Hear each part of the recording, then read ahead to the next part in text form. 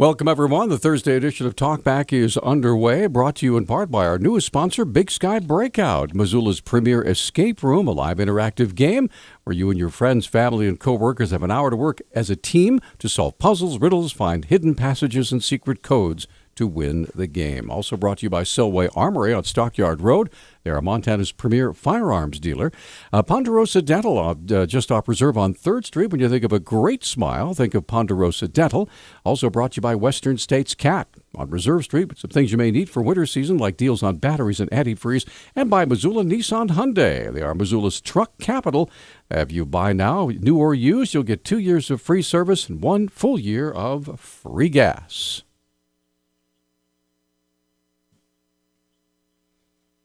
Okay, welcome everybody. It is Thursday, and of course, it's the Montana World Affairs Council on the radio edition of Talkback. John King is there. Good morning, Mr. Bob. Good morning. Good morning, Missoula. And joining us on the telephone this morning is Sinan Ciddi. He's with us from the University of Georgetown, and I know you have a special relationship with Georgetown, Bob, right? Yeah, I got a kid that I'm still paying off some of his debt. Well, that's good. He's a graduate. Got his master's in Arabic. So wonderful. Yeah. All right. Well, Sinan Ciddi is an expert on Turkish domestic politics and foreign policy. Obtained his Ph.D. from the School of Oriental and African Studies, the University of London, back in 2007 in the field of political science. Ciddi continues to author scholarly articles, opinion pieces, and book chapters. He's in addition to his teaching and research responsibilities at Georgetown, Ciddi also serves as the executive director of the Institute of Turkish Studies. So I want to welcome you to Missoula via the telephone. I'm assuming you're at your office in Georgetown. Is that right, sir? Well, there we are. Yeah, push the right button. There you go. Good morning. How are you? I'm very good. How are you doing? You're there. Yeah, a little announcer error going on there. Yes, I'm still here. All right. Well, Sinan, welcome back to Montana. And as you can tell by the introduction, this is not NPR. We have a little more fun. We have NPR. a little more fun, exactly. Yes, Twice as much content because we're faster. Yeah. Well, we've got you for a precious short hour here, so we'll get right to it. And want the audience to know that Sinan is not a stranger to Montana. He was here as part of our Distinguished Speakers program a couple of months ago, and I would say the mutual affection for Sinan from Montana and from Sinan back to Montana is such that he's going to be coming back out here in the spring. Wonderful. So we are very fortunate to have him and his expertise here this morning. So Sinan, welcome back to Montana. Thank you very much, Bob. And it was a great pleasure to be out in Montana, away from the Beltway for as long as possible. But yes, I very much appreciated the welcome I had, and I very much look forward to coming back again in the future. Well, we look forward to it. So let's get to it. I had spoken to you yesterday and asked, there's a lot to talk about, and I asked you to, when a new president comes into office, particularly relating to issues of the Middle East, your background and expertise with Turkey, you look at the cabinet that this gentleman is putting in place. What does that signal when you step back and look at the personalities, and at least at the moment, and keep in mind, we are being very specific to today, because who knows what's going to look like in 6 months, but how do you assess and look at the signals that may be given to both friends and foe in the Middle East region? That's an interesting question, and yes, I remember speaking about this briefly yesterday, and I've been reflecting on this a little bit more since yesterday. I think the biggest sort of feeler that you get is a big question mark in terms of, who will be appointed to some of these critical positions, because as you know, we still do not have a firm nominee for Secretary of State, and that person, whoever it may be, will be critical, because that, we assume, will be basically the person that will derive a lot of the president-elect's agenda in terms of foreign policy. And we know this based on some of the conversations that we've been hearing in Washington amongst the talking heads, the pundits, but also former and current administration officials who've been on the record suggesting that foreign policy and the business of actual governing and actually America's voice overseas is, under this new presidency, may actually largely be attributed to not the president himself, but actually his team members, notably the person who will end up getting to run Foggy Bottom, but also the handful of other critical cabinet members that will sort of staff positions such as the National Security Agency and National Security Team in general, but also our intelligence community officials and other sort of senior cabinet appointees. Now, Sinan, this is Peter. Real quickly, were you folks in the diplomatic community, especially the ones who study this very carefully as it applies to what's going on in the Middle East? Were you all prepared to have Hillary Clinton win the presidency, and she would come in with probably a much more known quantity, having been the Secretary of State? Yeah. Were you all prepared for that? And did the election of Mr. Trump surprise you? Of course, yes, absolutely. I mean, one of the first things I should say is, political scientists should not be in the business of predicting or, reading a bunch of, polls that come out, a week before, a month before, 2 months before an election, and then derive from that who is going to be the next president. So, yes, it caught everybody by surprise, simply because the data that comes out of polling is messy. For a political science person who is quantitatively oriented and makes models and projections on things on big raw data sets such as polling data, you need weeks or months even just to get a preliminary readout of what that data says to you. Unfortunately, a lot of our colleagues, not necessarily in political science or as academics, but just the policy world, would say, well, according to a poll taken 3 days before this or 5 days after that, suggests this. I was always tepid and very sort of worried, thinking that that's not necessarily an accurate reflection of what may actually happen. We don't want to be in the business of calling. So yes, it caught everybody by surprise, simply because all these people were also telling Secretary Clinton that she had it in the bag and she had her transition team on the standby. I think there were numerous conversations probably had with the administration saying, how they will handle the transition. And then when the results came in, and we found out the next morning that it completely defied all expectations, then everybody was stumped.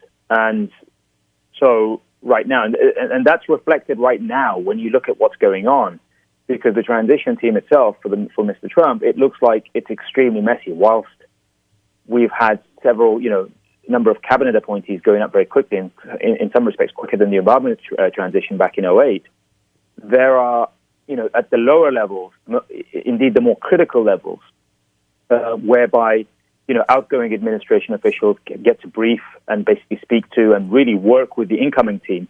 Those incoming team members aren't even there. Most federal agencies have not even had conversations with, the incoming administration teams. And, anything ranging from the EPA to the Department of Labor are now reporting saying they may have seen a transition official once, but since then, no one's been seen. So it's taken everybody by surprise, including the Trump administration. As director of Turkish studies, what does Erdogan think of all of this? Is he excited with the Trump nomination, or is he upset? How does he deal with it? I think the initial response by the Turkish side has been that they're actually excited. Mr. Erdogan went on the record, I think just last week or the week before, anyway, shortly after the election of Mr. Trump himself, and basically made a statement that, we're in the business of not necessarily fighting the Islamic State, we're in the business of getting Mr. Assad out of power in Syria.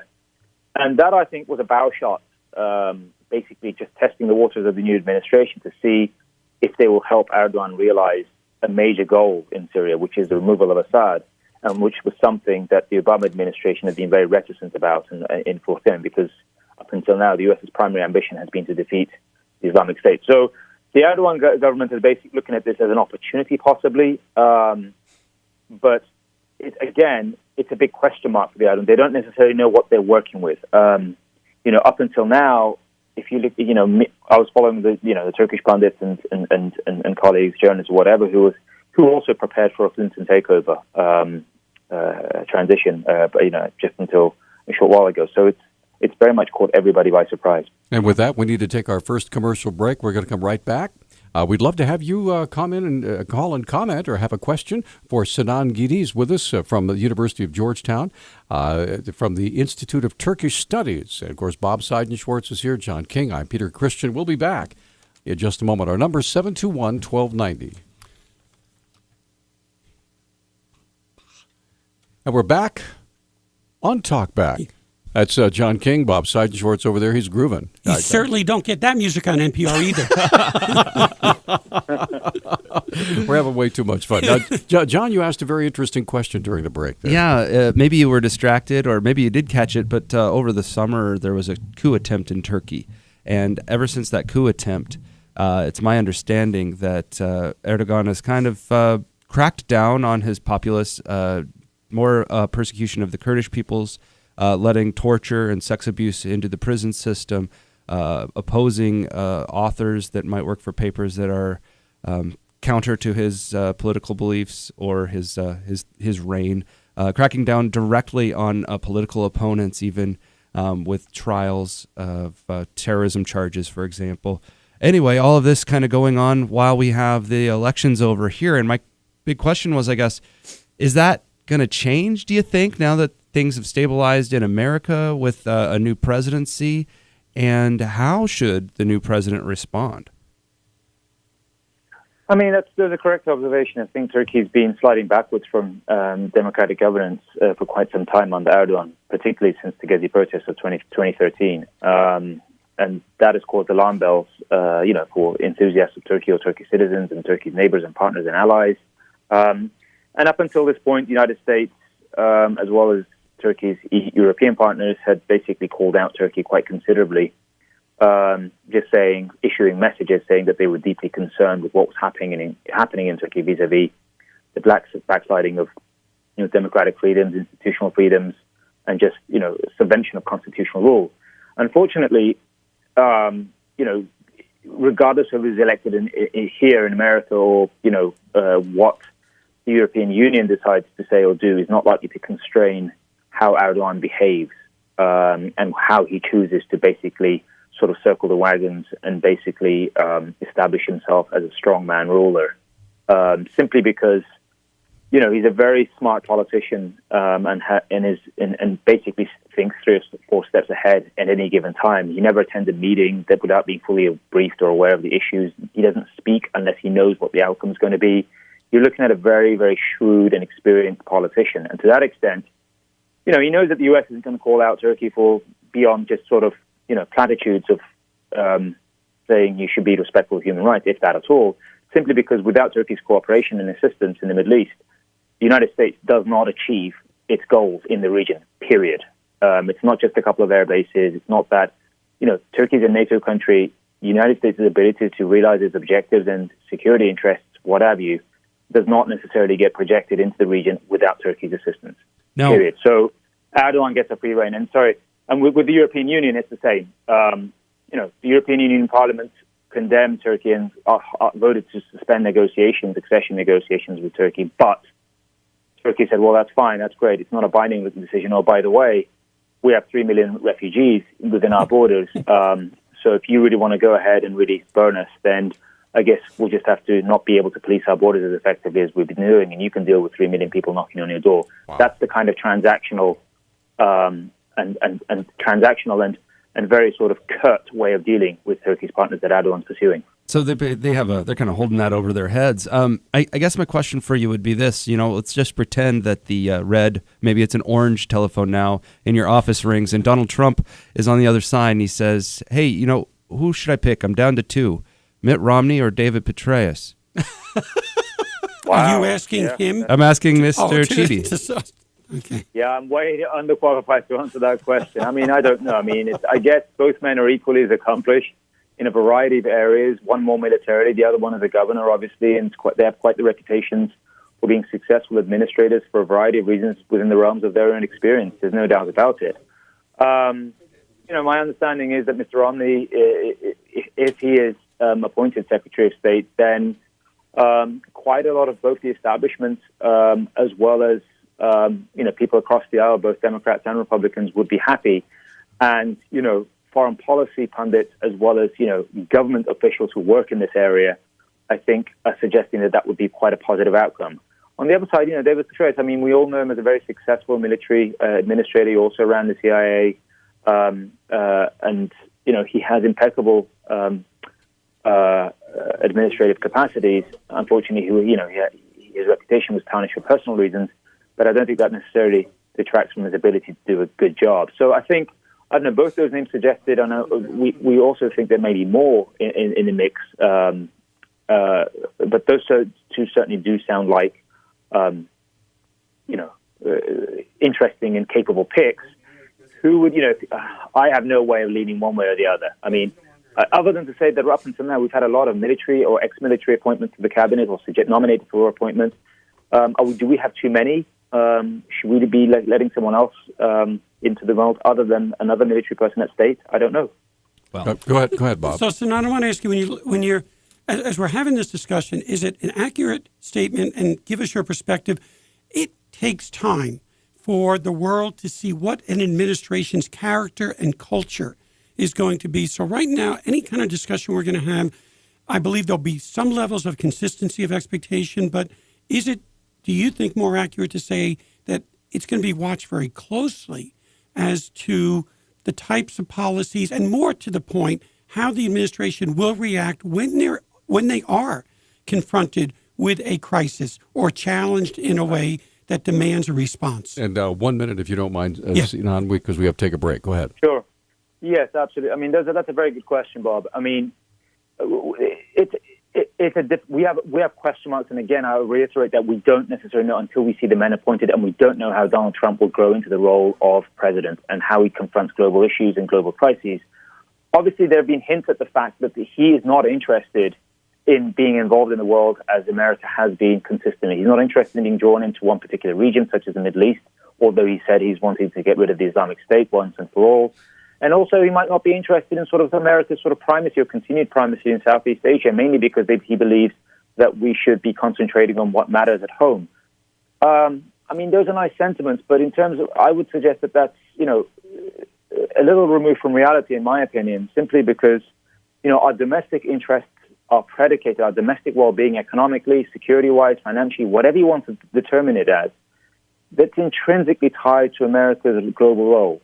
If we diminish as a power in terms of guaranteeing trade routes or expanding our trade options and economic penetration into Southeast Asia, we will likely see economic consequences that will result in decline in domestic industries here. That's a fact. It's also, if we choose not to be involved with security or crises, as Bob mentioned, in places like the Middle East, why should we be in Syria trying to get rid of the Islamic State or be invested in the Middle East security? Well, if we don't, that undermines the security of energy routes, which undermines Europe's energy security, which then detracts from our ability to effectively trade with the European Union, and thereby that again affects us. I don't think isolationism is the way to go, although some people are suspectful of it. And we are a little overdue for a break. We have a caller who wants to visit with you, and we come right back. Stay with us. 721-1290 is our number. This is Talk Back. Sinan Ciddi joining us from the University of Georgetown. I want to take just a moment to get Dave's call on because he's been waiting quite a long time. Dave, you're on with Sinan Ciddi. Go ahead. Yeah, good morning.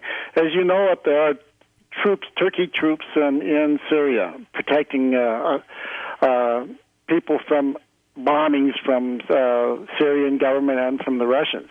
Now, sooner or later, Assad is going to want those troops out of Syria, and I was curious what you think. Is Turkey going to pull their troops out, or is there a possibility that the Russians and the Syrians will go to war with Turkey? Okay, thanks for the call, Dave. What do you think, Sinan? That's a good question. I mean, yes, Turkey does have combat troops and special forces inside Syria right now, and they've been there for several months now, with the main mission of basically, officially at any rate, to basically try and undermine the Islamic State. But the main mission of the Turkish forces, it seems, is basically to prevent the solidifying of some sort of proto-Kurdish state along Turkey's southern border. And in addition to helping and cooperating with the Free Syrian Army and opposition and rebel forces against the Islamic State and also possibly regime forces, the Turkish military entity has also been engaging and shelling and literally pounding Kurdish forces currently locked in a combat against the Islamic State, who are supported by the United States. And Turkey is saying, well, the United States should not be working with quote-unquote terrorists.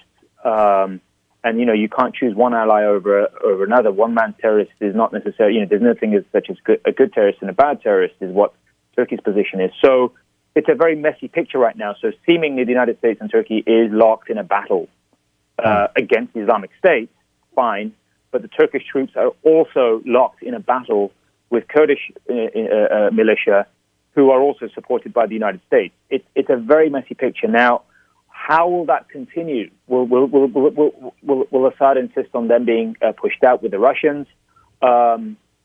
My guess is not. The Assad regime is not necessarily in a position to demand anything. They have somewhat of the backing of the Russian Federation right now, with Putin's involvement in trying to undermine and undercut the forces of the rebel groups. But that may fall short of actually insisting on Turks leaving the battlefield. The Turks have a considerable amount of interest in preventing a Kurdish state from forming along its southern border, but they also have a cooperative relationship with Vladimir Putin. So there is some sort of understanding in place currently, which says, which the Turks say, okay, if I don't challenge the Assad regime and its legitimacy and its ability to stay in power, will you, Russia, permit me to concentrate my firepower on Kurdish rebels and turn a blind eye to Russian pounding of rebel forces? And with that, we are out of time for this hour. But we have another half an hour to spend with Sinan Ciddi. He's going to be with us till 9:30. 721-1290 is the number. Call now, get in the queue, and after the top of the hour, we'll get everyone's questions answered, if we can. All right, thanks for joining us here on Talkback.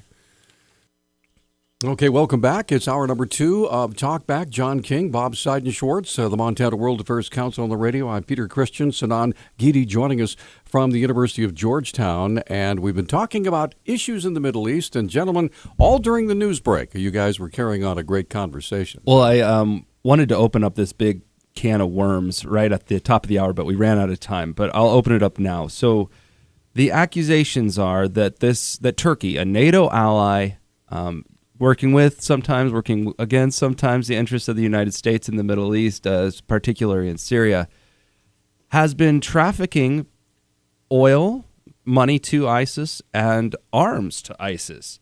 There's a couple of cases that have been made more prominent now after a bunch of WikiLeaks came out. And I was hoping that maybe the professor could kind of comment on that, whether or not he thinks they're true, and just kind of describe what's going on behind the scenes to those that might not be aware. And what would be their strategic interest from Turkey's perspective in doing so? What are they achieving? So that's my question also to Sinan. Right, yeah, these are very complicated issues. And, WikiLeaks are WikiLeaks. And, we can't account for the veracity of hundreds of thousands of emails that have been leaked between Turkish government officials and their subsidiaries. But it all seems to point to the fact that Turkey has been complicit, supported also by investigative journalistic accounting over the last 2-3 years, in suggesting that Turkey has been making arms shipments and whatnot to rebel groups in Syria that were opposed to Assad, and the extent to which some of those weapons may have ended up in ISIS hands or whatever is also being put out there and discussed very virulently. And many officials in Washington, as well as think tanks and whatnot, have stated basically that Turkey has overstepped its, partnership as a NATO country and suggested that they've gone off script. And the reason why Turkey has been funding, some quite nefarious and nasty rebel groups in Syria and whose weapons may have ended up directly or indirectly in the hands of Islamic State is because from 2012 onwards, Turkey has been adamant that Assad has to go. And U.S. reticence in basically deploying firm power into the ground, boots on the ground, what have you, to achieve that objective is basically what fueled Turkey's ability, desire to do it all alone, i.e., if the U.S. and its partners aren't going to help us achieve this, this presents a major problem for us. Thereby, we will go in and do it for them. Now, everybody assumed that Assad would fall at the beginning, like, Mubarak or Gaddafi, within somewhere between 6 to 12 months. Nobody, for one, assumed that the Russians would have been so supportive of his regime, and that hasn't happened. Turkey's bet was basically we were going to if we have to help rebel groups, someone less hospitable, such as the Al Qaeda affiliate in Syria, well, so be it. We'll deal with the consequences of that problem after we get rid of Assad. We can stop funding them. We can work to degrade them afterwards, but we need a means by which to have the regime collapse in Syria and then reach a resolution in an aftermath of that. with a new Sunni-friendly regime that will be sort of compliant and sympathetic to Turkey's interests. So if I'm understanding this right, Turkey's main interest is in toppling Assad. And it's willing, if these stories are true, it's willing to fund the terrorist organization known as ISIS in order to do so, and potentially arm that organization. Well, I mean, it's a little bit more complicated than that, but essentially that's what it's amounted to, okay? Let me be frank. I mean, Turkey is just one of a number of powers in the region who are pursuing their own particular interests in this part of the Syrian quagmire. Okay, the Iranians are trying to project power into the area by basically supporting a Shia regime, and with the nuclear deal, trying to sort of spread their wings as much as possible in the region. The Russians are basically flexing their power muscles to the levels that we haven't seen since the end of the Cold War, even during the Cold War. The Gulf states are deeply concerned, and in consultation with Saudi Arabia, have been working to basically get rid of Assad and maintain some sort of Sunni dominance in the region. So you've got a whole plethora of powers in the region, okay, basically engaged in pursuing their own interests, mainly because the major global power, the United States and its partners and NATO, have been reticent to get involved, mainly because, and I should also qualify this, because there is no easy objective to achieve in Syria. What is the objective for the United States and NATO or the Western powers? I mean, is it to get rid of Islamic State? Do we then help prop up a new administration, or do we work with Assad? Do we put troops into there, peacekeepers? How much does this cost? Who pays for it? These are bitter lessons we've learned in campaigns in Iraq and Afghanistan and Vietnam. There are no easy objectives. So this administration currently, on its way out, has been very reticent to get more involved than it can, because there are no easy answers. Now, directly helping Islamic State, that's what it's amounted to on Turkey's part, simply because the Islamic State has been basically roaming around, basically trying to grab territory, and also topple Assad.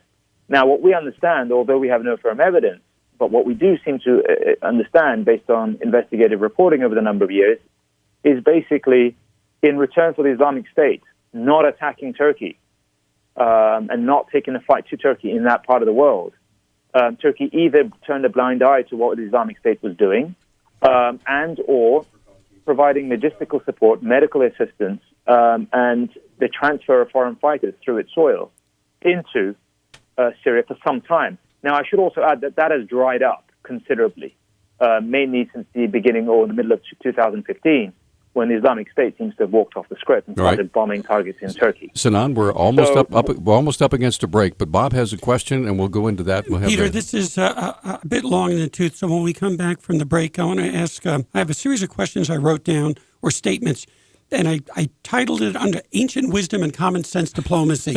So when we come back from the break, I'll be very quick and brief with this and let Sinan address these. And not only that, but we have Eric and Catherine who both want to visit with you on our telephone line. 721-1290 is our number.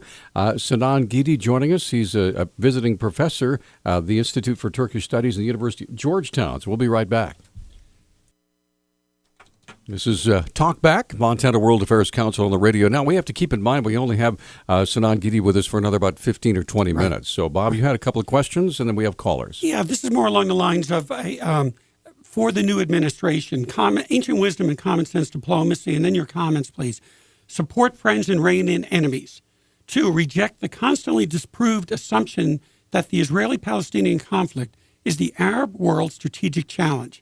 3, concentrate on inner Arab policies and the Muslim dimensions of the fighting raging across the Middle East. And last, adopt a tragic perspective because of ethnic, nationalist, and religious convulsions shaking the Arab and Muslim world. American policy can exacerbate or ameliorate the major conflicts in the region, but can rarely solve them. Yes, I mean, those are very, pointed sort of remarks and questions, if I might classify them such. And these are things that are worrying policymakers simply because the nature of problems that the United States has had to deal with since 1945 have not become simpler. They've become much, much more complex. I think that's the first sort of thing that we have to sort of wake up and sober up to, which is that the nature of conflicts that the United States or the Western world has been confronted with as major powers have become much, much more intricate and complex. So in 1945, we had a new global order. I mean, in terms of, democracies won. We had the permanent 5 members of the UN Security Council. We established an order basically to safeguard against, kind of challenges and security challenges and global challenges that we had hitherto confronted. Unfortunately, that rubric, that institutional makeup, the UN system and the major power system that we have in place have been woefully inefficient and inadequate in terms of addressing, the intensifying and deepening kinds of global conflicts that we've had. And currently with the ones that we're dealing with that you've just outlined, ethno-nationalist conflicts that have sprung up since the end of the Cold War, we don't have the institutional or global mechanisms with which to be able to essentially address these in a confident and lasting manner. And until we do approach this in a much novel way, I'm not sure if we can, because we live in a sort of state system where states' interest reigns supreme. Then I think we're going to be much, much more trouble. So I'll take your last point at that, which is to suggest that America can exacerbate or ameliorate a lot of these problems depending on how it approaches it. With the Iran deal, love it or hate it, we managed to remove an imminent nuclear threat or the escalation of a nuclear threat by diplomacy, by working very diligent and very, hard, by, getting rid of a very tense situation by diplomatic channels with the credible use of force that was put behind it. Unfortunately, with things like, ethno-nationalist and sectarian and radical movements, as we've seen in Syria with the rise of the Islamic State or Al-Qaeda before it, that's a much more difficult problem. It's not just radical groups that rise up that we have to confront. What's underlying those causes? Is it economic, decline? Is it lack of access to clean resources, education on the part of these countries, economic sort of development? Those are some of the more deeper underlying causes of why radicalism spreads in some of the more disparate and developing parts of the world. How do we deal with that? What's the responsibility for the United States and its partners? Everybody has to have a voice in this. It's not just necessarily our problem to solve. Sinan? We do have to take a leading role one way or another. I was going to tell you that we have some callers, so let's get to them here before we let you go. Sinan, Eric is on the line. Eric, what's on your mind, sir? Oh, hi. I'm in disagreement with your guest. This isn't complicated at all, except to follow the money trail. And the U.S. does want Assad gone. It's a Zionist goal articulated in the PNAC documents prior to 9/11 to take down Middle Eastern governments. And in order to maintain its image as a free, as supporting, or as a free society interested in the rights of other countries, the U.S. just has to keep its fingerprints off of this. So it's using its vassals and its proxy army, ISIS. They speak against it openly, but support them behind closed doors. And so you're saying the Turkish money that flows to ISIS is at the behest of the United States? Is that what you're saying? Yep, you betcha. Turkey is a vassal of this country. Well, they're certainly kind of allies, right, through NATO. Oh, you betcha. What do you think about these accusations? Thanks, Eric. Professor. Well, thank you. I mean, that's not a position. Unfortunately, I agree with, and I don't know what I can say to address that. I don't necessarily know if it's an easy question to answer. I don't think it's easy to follow through with. I think we're starting off from a position of very different assumptions in terms of how this all works. So I don't really have the mechanism to basically be able to convince the caller to basically to satisfy his question, I'm afraid. Okay. Well, if we do have another caller, let's get Dave on the line. Dave, you're back. Yeah, I'd like to also say that, it's a lot like you say, it's a lot more complicated. I've heard that the Syrian government has actually been getting weapons for oil to ISIS, and that Assad's view is that ISIS is less of a threat than the rebels, and it's very complicated. And I don't think just bombing ISIS is going to fix it. Okay, thanks, Dave. Yep. Appreciate the call. All right. So, go ahead, John. One other territorial problem that I've kind of read a little bit about, was curious what you thought of it. It's my understanding that since the 1920s, Turkey lost ground in Syria and Iraq, and that it might want to reclaim some of those territories. Is that a concern? I mean, Erdogan's made some sort of notion of rhetoric saying that, Mosul was once part of the Ottoman Empire and subsequently it was in negotiations at the table that was going to be part of the modern Republic of Turkey.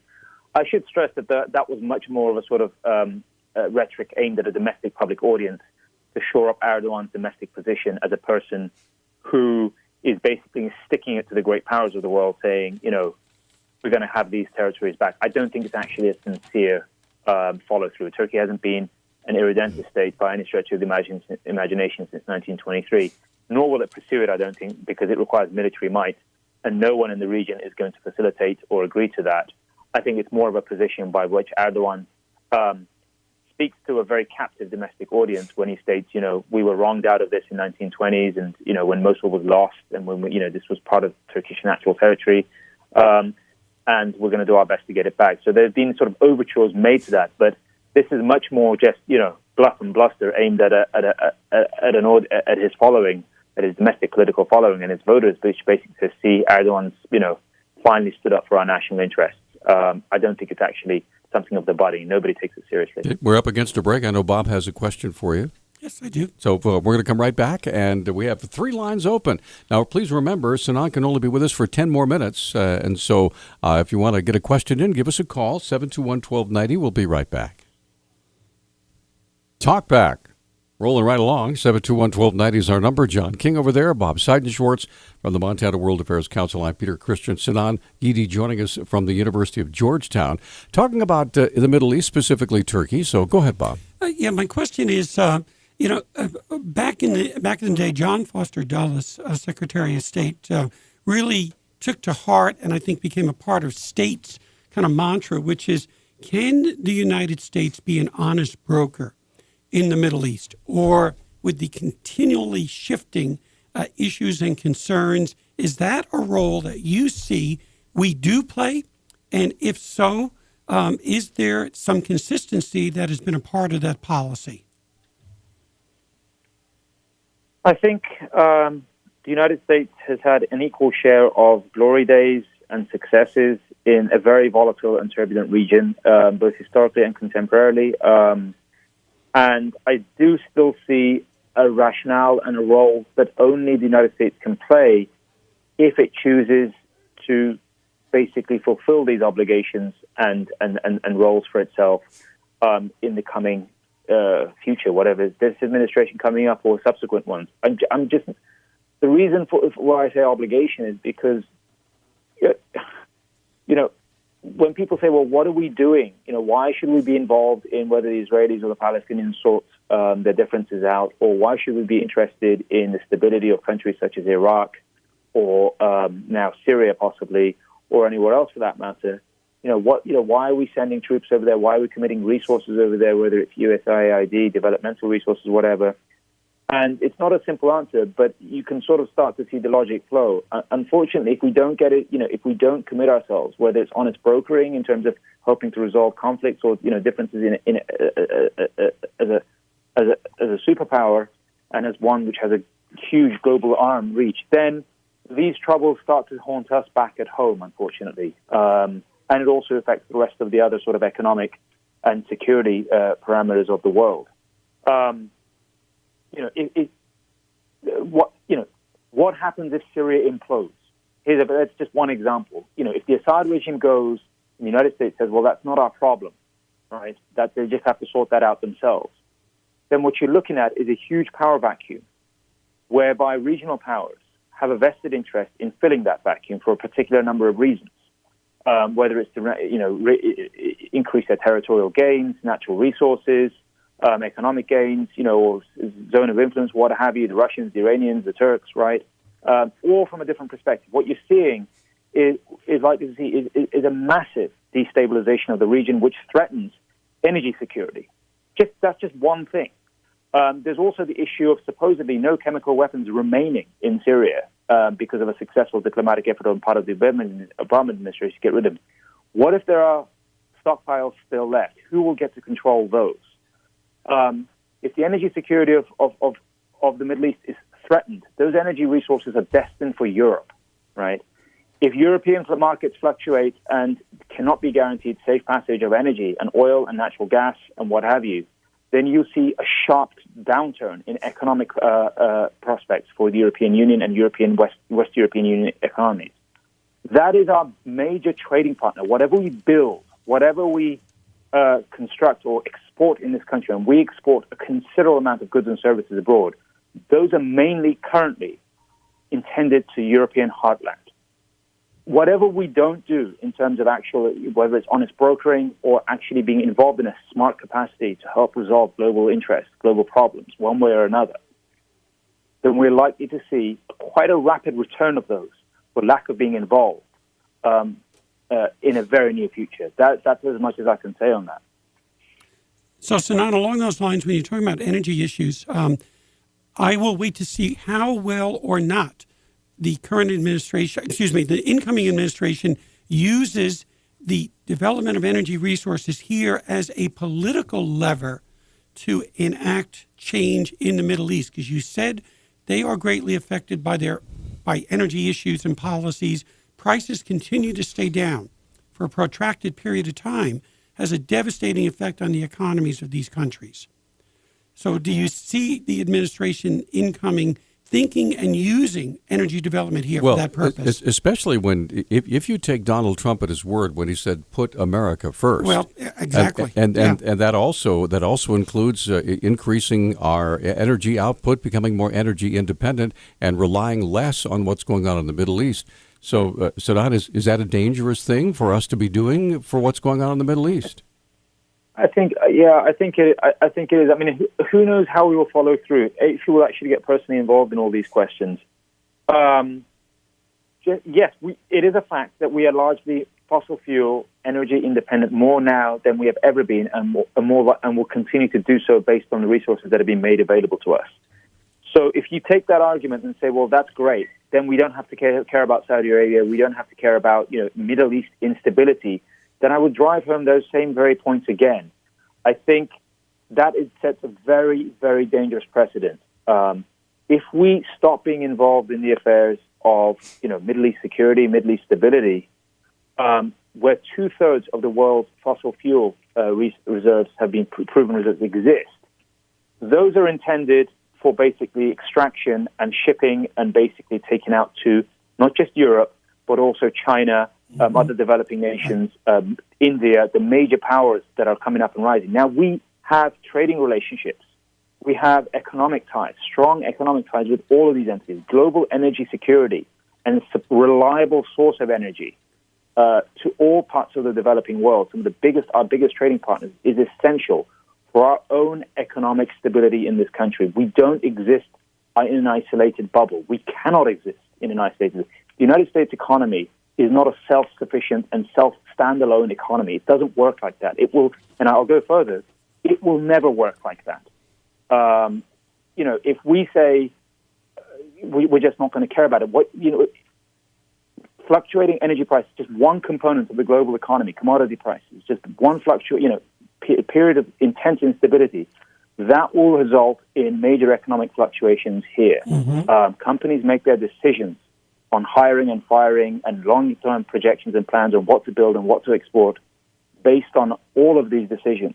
And to say that we're now energy independent, therefore we don't have to care about what else goes on in the world, that would, in my opinion, be a very, very irresponsible process to take, because it would affect the livelihood of the most worse off, economically most downtrodden and challenged people in this country as well as the world. Quick prognostication from you. I know you probably hate to do that, but so Turkey, Erdogan has been going down a dark path recently.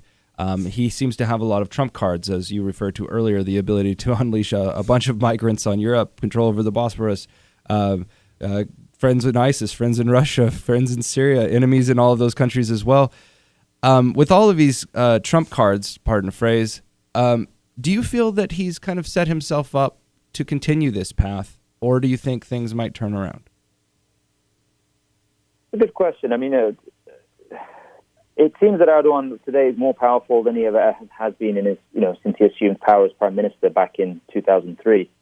I think this is the path he'll likely continue taking, because at one level, he absolutely has to consolidate power around himself, because he's not doing this purely from the perspective of, self-obsessed narcissism and just autocratic tendencies bestowed upon his persona. That's part of it. Yes, he likes power. There's no doubt about it.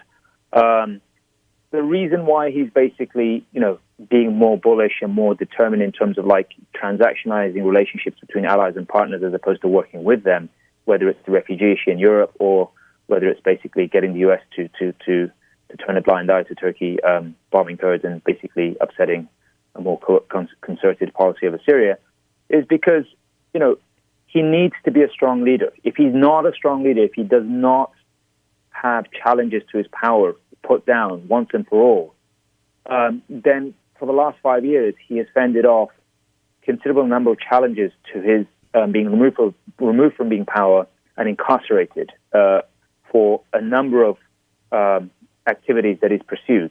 Domestically, there are numerous corruption allegations against Erdogan that have festered and really come out, which I've always consistently said, these allegations make Watergate in this country look like child's play. Wow.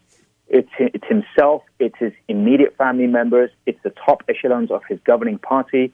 It also extends to the rubric of the entire party network that governs Turkey for the last 14, 15 years.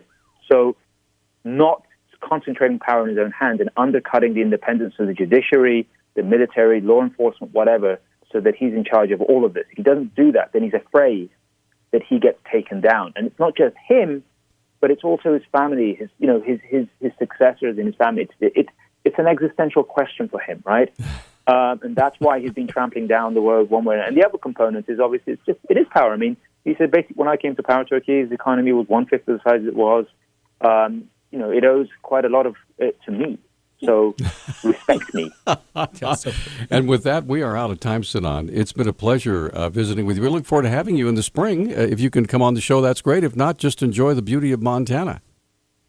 I'd love to, and I'm very much looking forward to coming out there again. It certainly is, in my opinion, the most beautiful state in the 50 that we have here. Quite a breathtaking place with amazing people who very much touch me in a variety of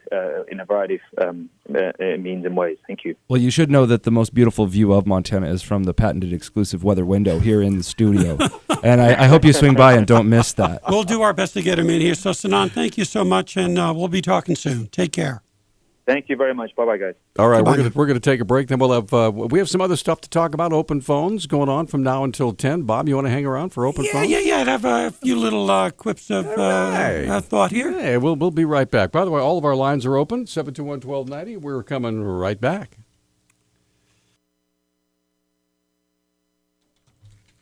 And we're back. This is Talkback. 721-1290 is the number. John King's over there answering the phone. Bob Seidenschwartz joining us. I'm Peter Christian. We're just kind of musing a little bit during the break. 4 years now? It's 4 or 5 years that we've been doing this. Right. And started with Pete Denault and yourself as planted the seed. And here we are 4 or 5 years later. Really, when you think about what we've been able to do in terms of the Council on the Radio, the guests, the speakers, the education, the commentary. We just keep doing it. You don't stop sometimes to think. Has this helped? Do people enjoy it? Has it changed Missoula's dialogue in some way, Western Montana? So I just want to thank both of you and the listening audience for really a remarkable kind of run here over the last couple of years. Well, you're welcome. Thanks for coming on. Been fun. You guys, the people you bring to the table, quite literally, add to a real richness to the program because it, like I say, it goes beyond the borders of Montana and the United States, all over the world. I remember vividly when the Missoulian reporter was sitting right in the next room when we had the wonderful program about human trafficking. Yes, right. And that was very powerful, and so many other really meaty subjects that we've had on this program, thanks to the World Affairs Council. Well, and what I've seen too, which I'm just so grateful for, is the relationships we've developed with people now, domestically and globally, that know us, that want to be a part of the show. So Sinan's an example. Sinan comes to Montana as part of the Distinguished Speaker Program. He absolutely falls in love with Montana and its people. I mean, I can't tell you enough of how affected he was by the graciousness and the integrity of Montanans. And it's something that I think we should be very proud of. Well, as a result of his visit here, Sinan's coming back in the spring. And what he's going to do is he's going to be traveling to several cities in Montana to visit exclusively with students. Great. One of the things he enjoyed more than anything was the interaction he had with students. So you think about this, we got a little bit of a pipeline now into one of the more prestigious universities in terms of its School of Foreign Services, Georgetown. We will have several other people coming here and visiting. So we're able to bring these people to our students and to the communities. And that's something that, did I imagine that would happen when we started this several years ago? Probably not. Well, see, the people you were seeing were Peter and I. Luckily, you're bringing these distinguished guests to meet other people, and John, which is you are smart. so much better dressed today than when we first started. I can't even tell you. Well, I put my clothes on during the show. It's an activity. We do have a caller on the queue, though. Yes, we do. Let's get him on. We have about a minute and a half till we have to take our next break. Dave, go. Yeah, about the Kurds. Third time's the charm, Dave. Yes, I'm curious about the Kurds. What's going to happen to them? The Russians and the U.S. seem to like the Kurds, but the Syrians, or Assad, I should say, and Turkey doesn't like the Kurds. So I'm really curious to see what happens in the future for the Kurds. They're kind of squeezed. Dave, it's all about the Kurds way. Aren't they kind of looking for their own homeland? Is that? Well, you have to look at the Kurds have a very extensive history and regionalism in terms of it's not just the Kurds in Syria, it's Kurds in Turkey, it's Kurds in Iraq, it's Kurds in Iran. So this is a very complicated issue that extends across multiple borders. And they identify themselves as Kurds. They identify themselves as Kurds, but to the best of my knowledge, there's been no nationalistic movement for aligning all the Kurds in the different regions under one roof. Well, there is that movement. We talked to the ambassador from Kurdistan, right? And I remember that conversation, so please correct me if I'm wrong here. Thanks, Dave. There's a Kurdish movement in northern Iraq for a separatist state. Exactly. But not necessarily aligning with the Kurds in Syria or the Kurds in Iran. Oh, yeah, but Kurds in Turkey. When they say a Kurdish state, they're saying, get over here, we'll protect you. Yeah. Because these people are facing persecution in every other country. This is one of the reasons this has been so challenging for the regional powers is what happens if you allow a Kurdish state in northern Iraq to be recognized. We're going to take a break, and I'm going to posit something to you, Bob, during the break, and you tell me if it's even worth talking about. We'll be right back. 721-1290 is our number. All four lines are open. We've got open phones from now until 10. Well, after a little bit of discussion during the break, we've decided to talk about puppies. Yes. And are they an existential threat to our homeland security? Anyway, Peter, you raised a question, which we've had this discussion. We've had guests talk about this. And I think it's worthy of, in light of having Sinan on. I would say the majority of people out there in our audience and around the world, they have no idea how the Middle East came to be the way it is today with all the various countries. Because if you've been listening to this program the last several years, you realize that was all artificially created after World War I. That whole area was carved up and you go here and you go there, and then we'll just make you stay there, even though the tribes were different. And they literally carved up the turkey. Thank you. With the Sykes-Picot. Thank you very much. Yeah. Well, John brought up and this is where people either have a love of history or not, right. But there may be some interest in going back and looking at really the Turkish Empire had domain over that region for in either very direct form or by proxy for literally centuries. Right. So, did the Turkish Empire have its own rot within? No doubt that some of the people that they had control over eventually, if the powers to be, the colonial powers, primarily Britain, France, and Germany, had not imposed their will and military and economic dominance on the region, would that area have eventually kind of reached its own level of internal combustion?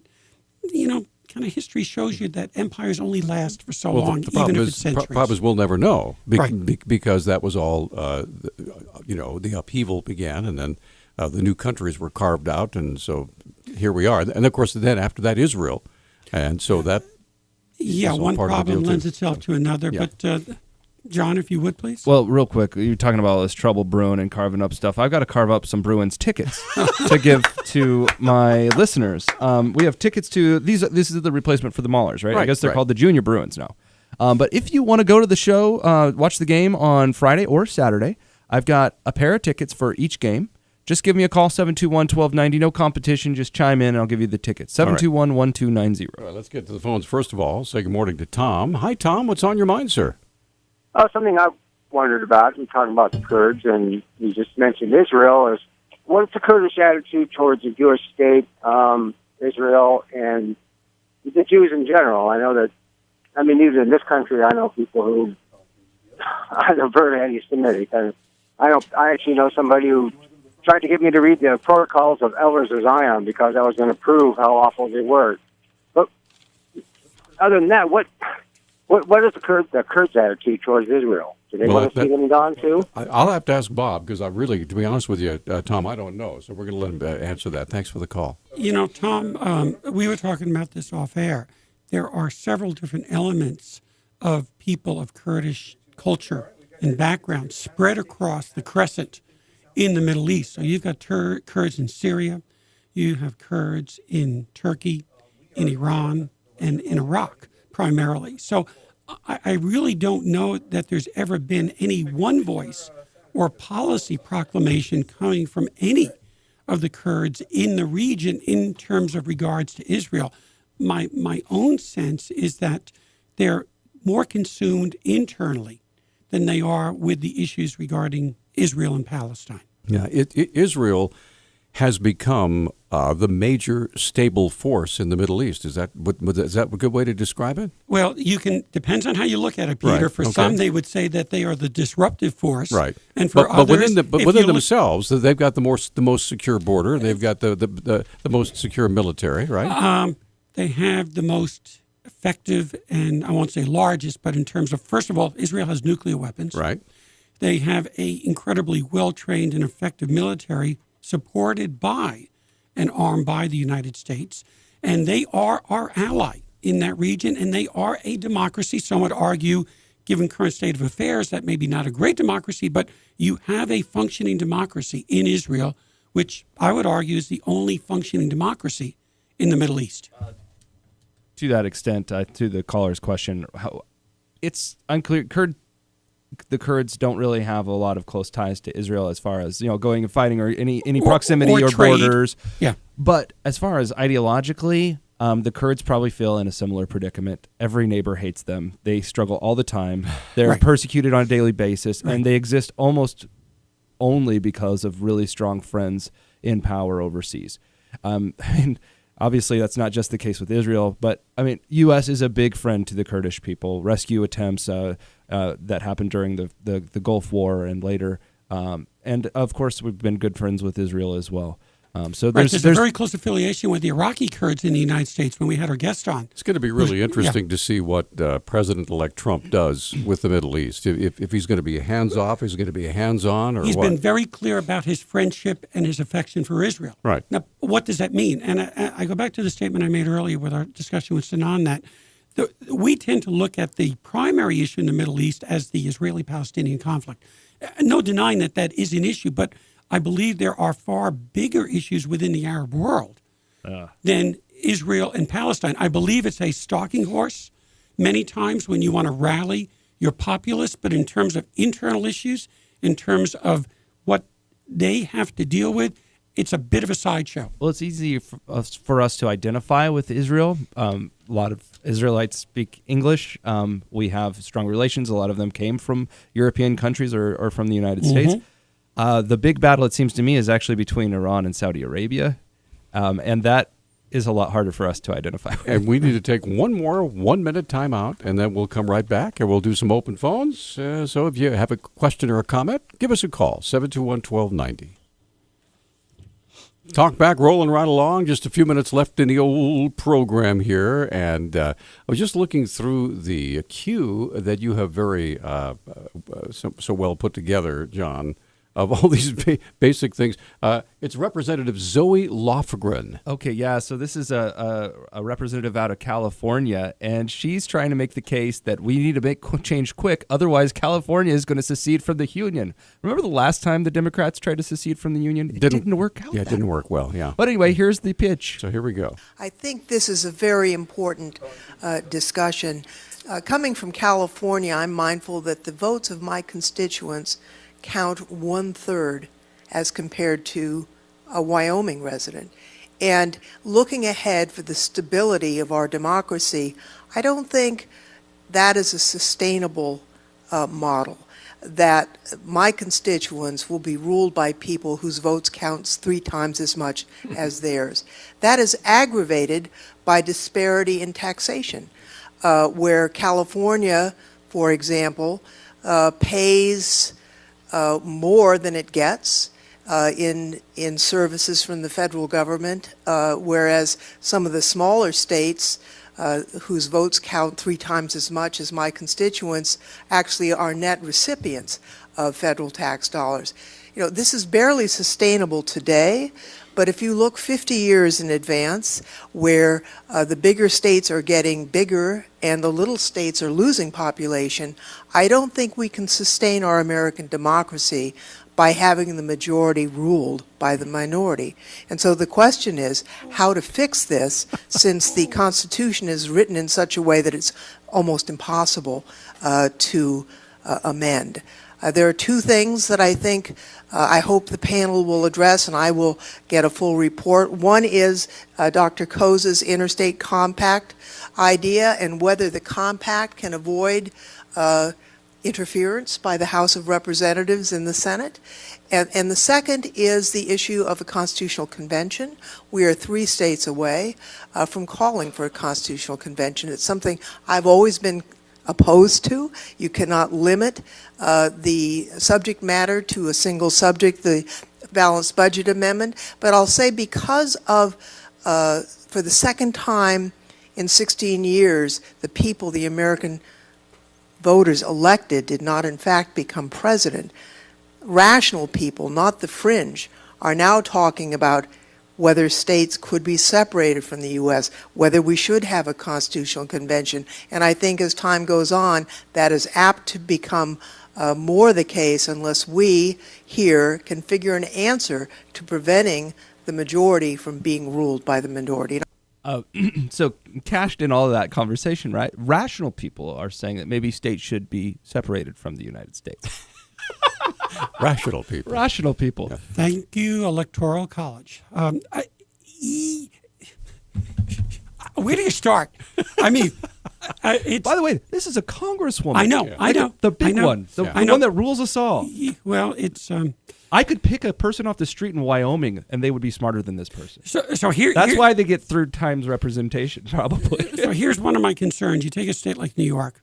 You have a state that's heavily taxed, heavily regulated, large and growing bureaucracy. Actually, it's losing population. Right. She got that backwards, too. Yeah. The small states are growing in population. Right. Well, besides that, my fear is you can have, by the largesse of what is provided to large segments of your population, a built-in constituency that is going to vote your way. Now, those states may be growing in population, and that kind of assumes in some ways that you'll see the idea of what we do right continuing to grow and get larger and larger. That worries me. In New York City, I was watching the program last night. New York City is $100 billion in debt. Please take de Blasio and make him mayor. No, $100 billion in debt. And there were various percentages of a large percentage of people are receiving food stamps, a large percentage receiving Social Security. To my point, Peter, you have your built-in constituency, which is not going to give up voting for that interest. Well, and that's the thing. Like, I guess if you take California out of the electoral map, not that we should, although some of them want to, apparently, then Donald Trump wins both the popular vote and he wins the Electoral College vote. Right.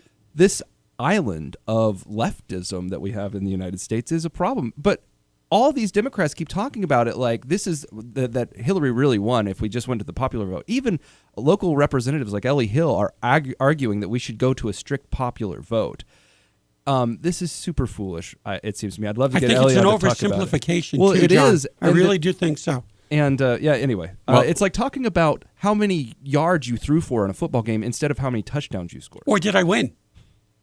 We have 1 minute. So, Marilyn, you have 30 seconds. Go. Okay, so Democrats typically spew the propaganda and they don't know what the hell they're talking about. It's convention of states, not constitutional convention. No. She wants an actual constitutional convention, not a convention of the states. Well, she said she didn't want a constitutional convention, but that's not what others are calling for. They're calling for a convention of states. Okay. There's a difference. All right. Thanks, Marilyn. We got to run. Bless you. Thanks. Oop, a lot of clicking going on here. Anyway, we're out of time. Thanks, everybody. Tomorrow, of course, we'll have our regular 8:30 to 10 because the Hunter's Breakfast is done for the year. So we'll have our normal 8:30 until 10. I imagine we'll probably have some open phones in there. So if there are things you couldn't get on today, I hope you'll call tomorrow. We are expecting a lot of snow tonight and tomorrow and into the weekend. So please be careful and drive safely.